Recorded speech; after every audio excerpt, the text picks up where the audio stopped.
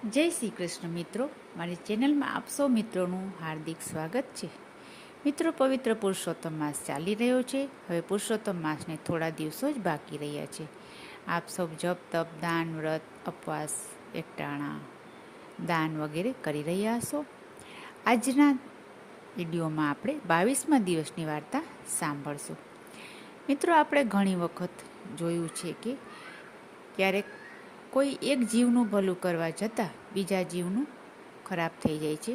અજાણતા જ તે જીવ પ્રત્યે એક પાપ કર્મ થઈ જાય છે અને તે અજાણતા થયેલા પાપનું પણ ફળ મનુષ્યએ ભોગવવું જ પડે છે. કર્મની સાથે ફળ જોડાયેલું જ હોય છે. તે કર્મ જાણીને કર્યું હોય અથવા તો અજાણતા કર્યું હોય. આવો જ કંઈક સાર આ વાર્તાનો છે.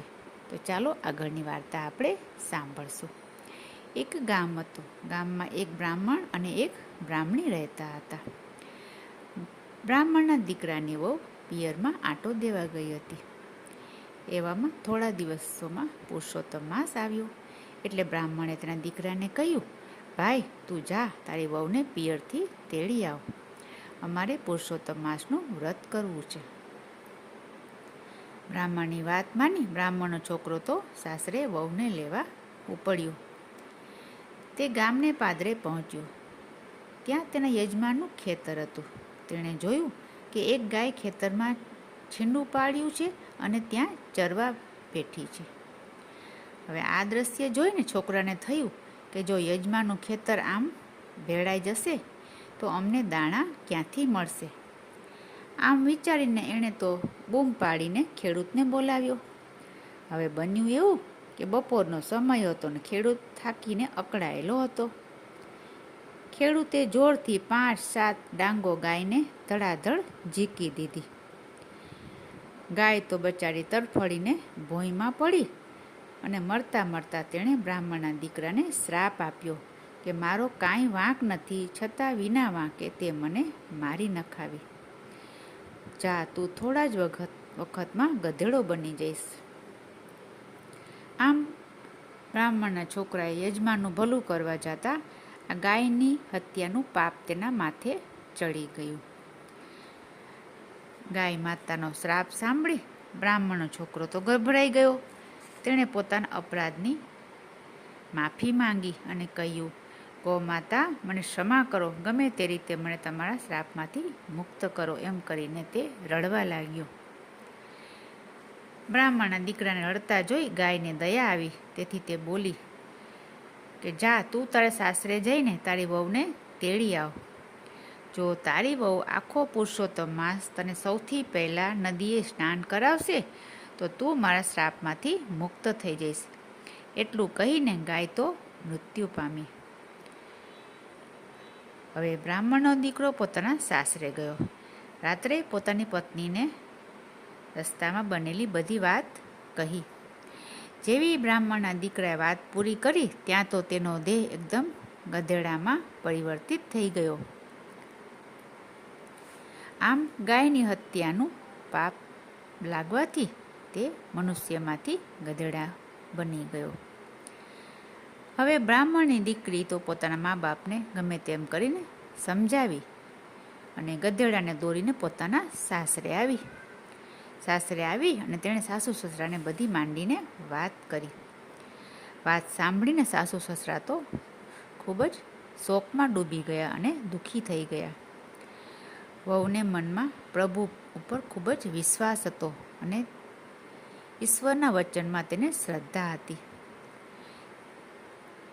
તે સવારે સૌથી વહેલા ઉઠતી અને ગધેડાને કાંઠે લઈ જઈ નવડાવે અને પ્રભુ ભજન કરતી કરતી ઘરે આવે. હવે બન્યું એવું કે અહીંના રાજાની રાણીઓ પણ પુરુષોત્તમ માસનું વ્રત કરતી હતી.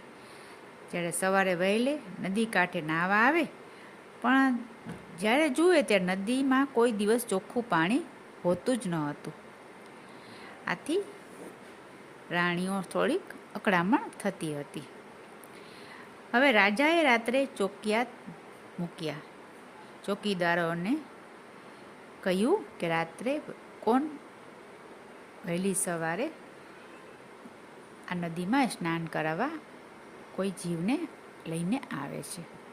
હવે ચોકીદારોએ જોયું તો વહેલી પરોળીએ એક બ્રાહ્મણી આવી અને તે નદીમાં ગધેડાને નવડાવવા લાગી.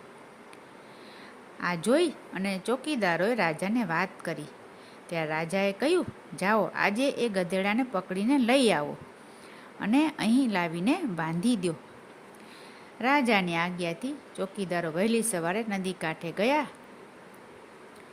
બ્રાહ્મણી તો પ્રભુનું નામ લેતી લેતી ગધેડાને નવડાવતી હતી, એટલે તેની પાસેથી ગધેડાને પડાવી લીધો અને ગધેડાને બાંધીને રાજમહેલ લઈ ગયા.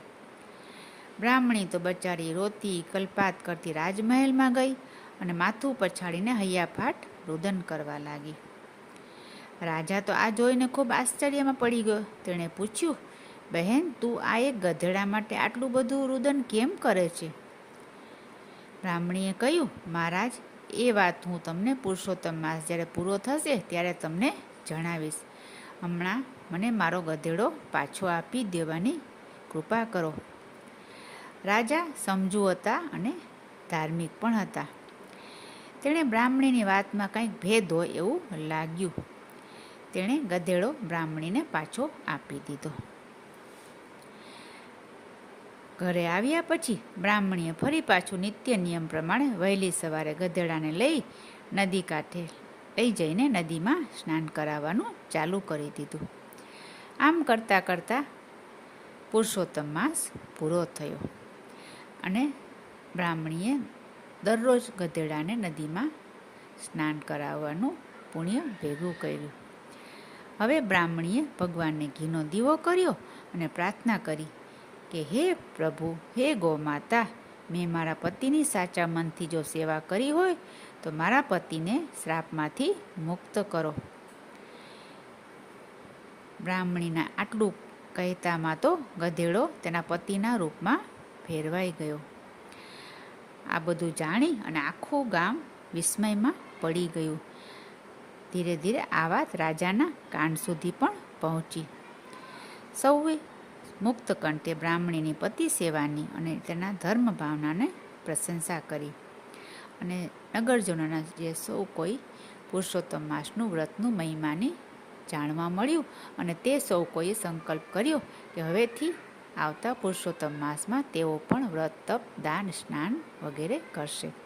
તો પુરુષોત્તમ માસના સ્નાનનું પણ આટલું બધું પુણ્ય મળે છે.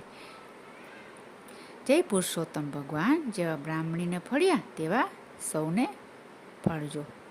આશા રાખું છું આપને વિડીયો સારી લાગી હશે.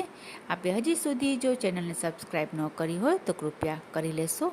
ફરી મળીશું બીજી વિડીયોમાં. ત્યાં સુધી જય શ્રી કૃષ્ણ, જય પુરુષોત્તમ ભગવાન.